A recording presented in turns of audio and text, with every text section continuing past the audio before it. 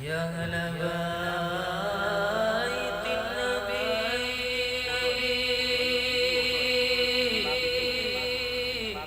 يا أهل الصفا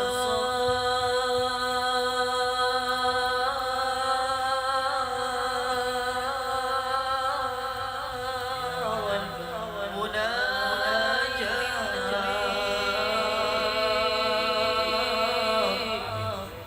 بقيت من حبكم يطفر بما وارتبنا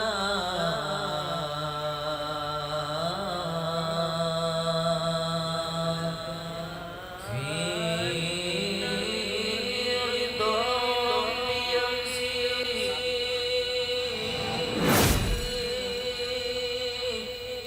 في صباح. Assalamualaikum warahmatullahi wabarakatuh. Bismillahirrahmanirrahim.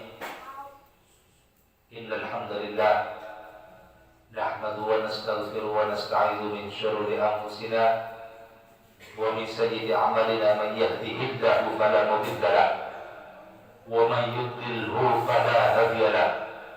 Nashhadu an la ilaha illallah ونشهد أن سيدنا محمدا عبده ورسوله. اللهم إنا نسألك باسمك العظام المكنون أن تصلي على سيدنا محمد خير البرية صلاة أن تعمر جسادنا بالطاعة وقلوبنا بالمحبة وأرواحنا بالمعرفة وأسرارنا بالشهادة وعلى آله وصحبه وسلم عدد كمالك كما يليق بكمالهم يا رحمتك يا رب الراحمين. أما بعد. Bismillahirrahmanirrahim. Di akhir zaman manusia banyak kebingungan. Manusia pikirannya dan perasaannya dilanda kegelapan, sehingga mereka kadang-kadang ahlus zaman tidak merasa tentram, tidak merasa tenang. Meskipun dalam zaman sekarang teknologi serba canggih, manusia dalam puncak teknologinya atau peradabannya, akan tetapi semakin jauh daripada ketenangan jiwa. Kenapa?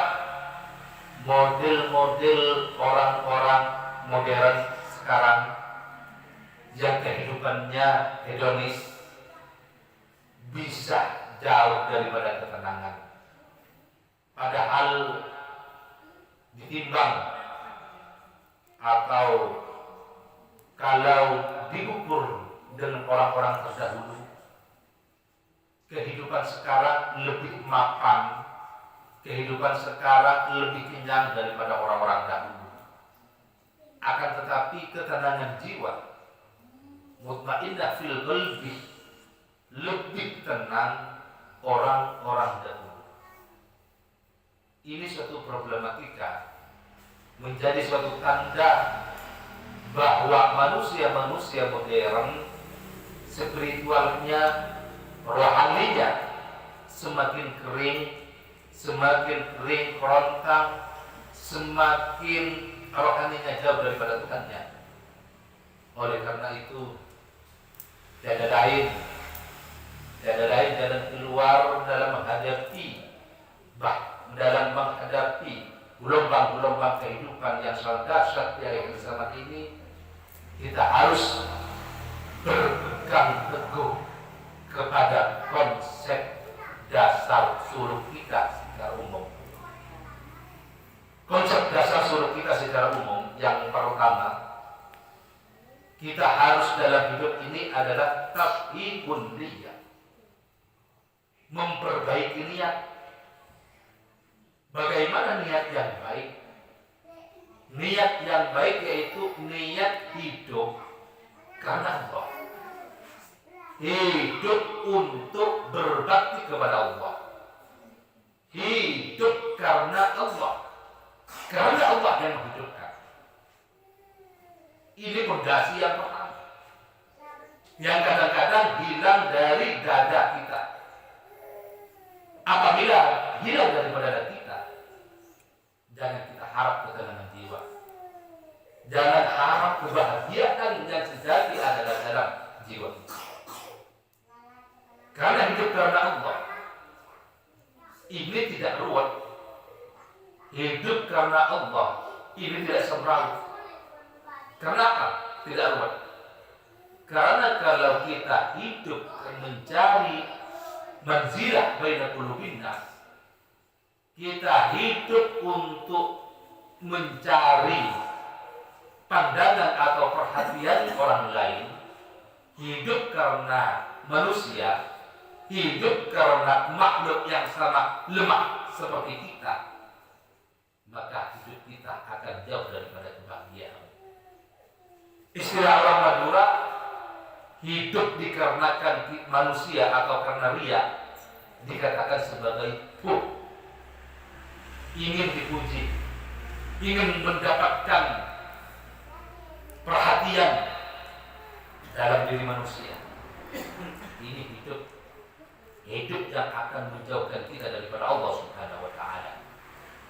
Meskipun orang tersebut secara zahir rajin beribadah, tekun beribadah, meskipun secara orang itu secara zahir disebut ustaz, kiai, ajengan, tengku dan lain-lain, pada hakikatnya orang tersebut adalah jauh daripada Allah Subhanahu wa Ta'ala.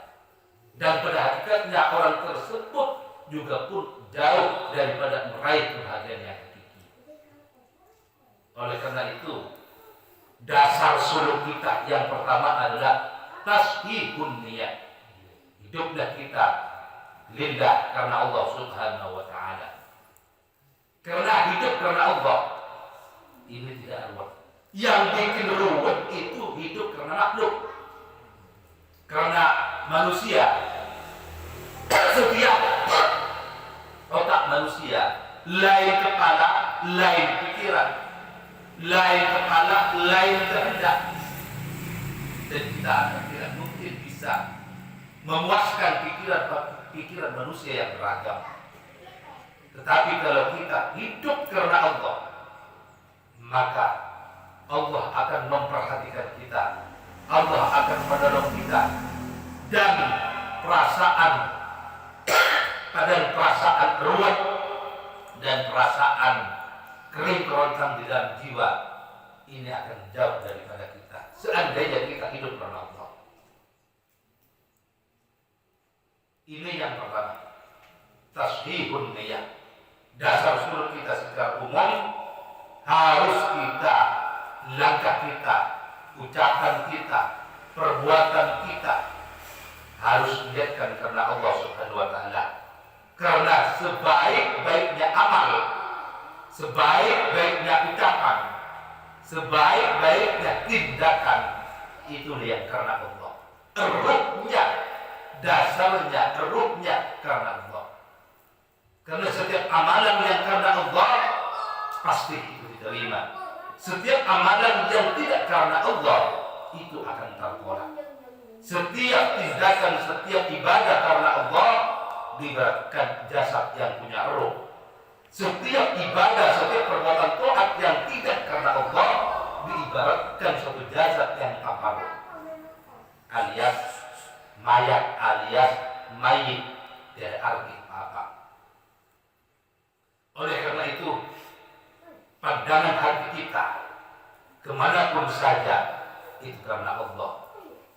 Rohani kita hadapkan karena Allah, sesuai dengan janji kita, sesuai dengan ikrar kita. Setiap kita baca doa kita, inni wajjahtu wajhiya lilladzi fataras samawati wal ardh. Aku menghadapkan diriku kepada Zat yang mencipta langit dan bumi. Itu yang pertama. Kedua, solusi kita menghadapi tantangan zaman, menghadapi fenomena zaman yang semakin kehidupannya semakin hedonis, tergantung kepada semuanya kepada materi, kita harus pegang konsep yang kedua, yaitu istiqomah. Istiqomah dalam segala hal, akan tetapi yang perlu kita jaga, yang perlu kita perhatikan dulu, istiqomah yang paling mudah bagi kita, yaitu istiqomah bentuk ibadah kita, istiqomah thariqah kita, istiqomah wiridan kita, entah wiridan itu yaumiyah atau harian, entah wiridan itu usbu'iyah atau mingguan. Kita harus jaga betul wiridan kita, karena manusia tanpa wirid maka dia tanpa warid. Manusia tanpa wirid, tanpa warid berarti tanpa pemberian. Artinya pemberian daripada Allah kepada manusia yang tidak berwirid itu lebih sedikit. Oleh karena itu kita harus bagaimana bisa menjaga wiridan kita. Itu yang pertama. Kemudian zikir kita, entah zikir lisan kita, entah zikir berjamaah kita, entah zikir munfarid kita, entah bentuk ibadah kita harus dari istiqomah. Dan istiqomah ini seperti sabda baginda Nabi Muhammad SAW, khairun min alfin karamah, lebih baik daripada 1000 kekeramatan, lebih baik daripada 1000 khariqun lil adat, lebih baik daripada kesaktian. Sehingga ghayatul uswa awliyaullah al-istiqamah, ghayatul uswa, puncak cita-cita daripada seluruh wali-walinya Allah, al-istiqamah adalah istiqamah. Para wali, orang-orang yang dekat dengan Allah Subhanahu wa taala, mereka betul-betul menjaga istiqomahnya. Di samping dia menjaga hatinya supaya selalu lillahi ta'ala, sehingga para wali dalam kehidupannya la khaufun 'alaihim wa la hum yahzanun.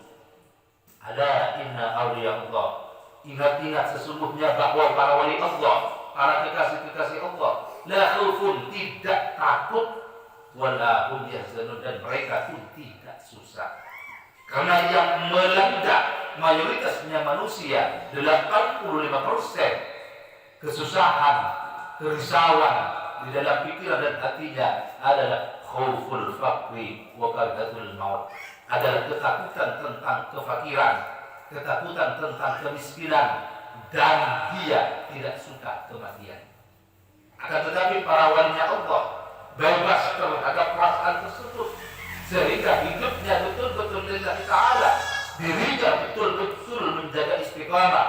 Al-istiqamah fi syariah, al-istiqamah fi thariqah, al-istiqamah fil haqiqah, sehingga mereka mencapai suatu kebahagiaan yang sejati, mencapai ketenangan yang sejati. Sehingga menurut Imam Ghazali dalam kitab Ihya Ulumuddin, para aulia Allah, para ahli sufi, mereka berkata, seandainya para penguasa, seandainya para raja mengetahui atau merasakan apa yang kurasakan, apa yang kuketahui, mereka akan meninggalkan kerajaannya, mereka akan meninggalkan pemerintahannya, mereka akan meninggalkan kekuasaannya untuk meraih, berjuang, bersungguh-sungguh untuk meraih apa yang kita capai. Ini menurut para aulia, ini menurut para ahli sufi. Memang betul manusia hidup memang secara darurat butuh namanya al-mal atau materi. Kebutuhan terhadap materi atau al-mal diberatkan manusia itu kebutuhannya terhadap WC. Memang setiap manusia butuh WC. Itu tanpa terkecuali, tanpa tak dapat dibantahkan. Akan tetapi sungguh manusia goblok, sungguh manusia bego apabila dia sangat mencintai WC. Dan manusia itu pun perlu diperiksa otaknya apabila dia masuk WC tidak mau keluar. Memang kebutuhannya secara daruri. Juga pun kita kebutuhannya terhadap al-mal, terhadap materi memang secara daruri menurut kebutuhan kita. Akan tetapi al-mal, kita mencintai materi, kita mencintai harta, dan diibaratkan orang yang mencintai WC. Dan orang tersebut dikatakan sebagai orang jahilul murakkab, artinya bodoh di atas kebodohan. Oleh karena itu, Al-Fakir himbau kepada para seluruh jamaah dan kepada seluruh pemirsa Az-Zawiyah, dan seluruh pemirsa Al TV, marilah kita pegang erat-erat. Yang pertama, tasbihun niyah. Sebelum kita bertindak, dikala kita bertindak, setelah kita bertindak, sebelum kita beramal, dikala kita beramal, setelah kita beramal, sebelum kita beribadah, di waktu kita beribadah, setelah kita beribadah. Jangan lupa tasbihun niyah, perbaiki niat, niatkan karena Allah Subhanahu wa taala, khalisan wa mukhlisan lillahi taala, murni karena kemurniannya hanya untuk Allah Subhanahu wa taala, dan hidup ini lillahi taala, untuk Allah Subhanahu wa taala. Insyaallah segala macam kerisauan, segala macam kegundah gulanaan dalam hati kita, segala macam problematika dalam hidup, apa kita hidup karena Allah, lari kepada Allah, fafiru ila Allah, pasti Allah memberikan jalan keluar. Yang kedua yang kita harus pegang erat-erat adalah istiqomah. Istiqomah dalam wiridan kita, istiqomah dalam zikir kita, istiqomah dalam ibadah kita, istiqomah dalam akhlak kita, juga pun kita istiqomah meninggalkan hal-hal yang dilarang oleh Allah Subhanahu wa taala. Karena orang yang paling beruntung di akhir zaman adalah orang yang meninggalkan apa-apa yang tidak disukai oleh Allah Subhanahu wa taala. Orang yang paling beruntung di akhir zaman adalah orang yang tidak durhaka kepada Allah Subhanahu wa taala. Orang yang paling beruntung di akhir zaman adalah meninggalkan apa-apa yang menjadi sebab murka Allah Subhanahu wa taala. Kita tidak tahu sebab murkanya Allah, entah terletak di maksiat yang besar, entah terletak juga pun di maksiat yang kecil. Kita sama-sama tidak tahu. Oleh karena itu, kita takutlah durhaka kepada Allah. Kita tidak melihat dosanya besar atau kecil, tetapi siapa yang kita durhakai. Dan kita yang takutkan di dosa kecil letaknya kemarahan atau ghadabullah. Juga pun kita tidak tahu di amal yang kecil, di amal yang besar itu terletak di Allah. Kita tidak tahu. Oleh karena itu, jangan kita remehkan perbuatan kebaikan sekecil apapun. Jangan kita remehkan sunnah sekecil apapun. Jangan kita remehkan bentuk ibadah sekecil apapun. Karena kita tidak tahu letak ridha Allah Subhanahu wa taala.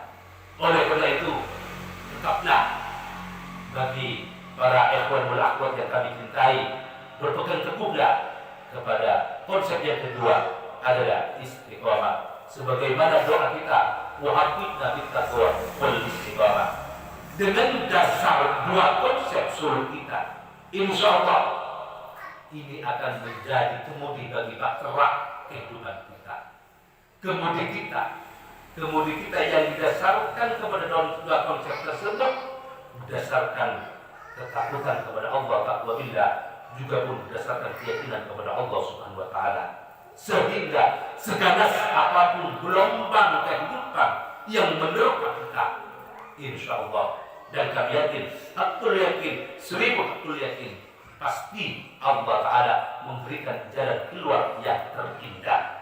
Semoga kita semua diselamatkan oleh Allah Subhanahu wa taala daripada ganasnya gelombang kehidupan, dan semoga kita menaiki bahtera kehidupan ini sampai kepada Hadratul Qudsi dengan selamat, dengan ridha Allah, dijauhkan daripada ghadabillah atau murka Allah, dan kita mendapatkan maghfirah kepada Allah. Juga pun kita berdoa semoga seluruh orang tua kita diampuni oleh Allah Subhanahu wa taala, dan seluruh ikhwan wal akhwat fi hadhihi thariqah, fi hadhihi jam'iyah, dan seluruh simpatisan kita diampuni oleh Allah Subhanahu wa taala dosa-dosanya. Amin. Allahumma amin. Wa akhiran billahi at-taufiq hidayah wal hidayah. Wa min Rasulillah sallallahu alaihi wasallam syafa'atan wal barakah. Wassalamualaikum warahmatullahi wabarakatuh. الفاس جنة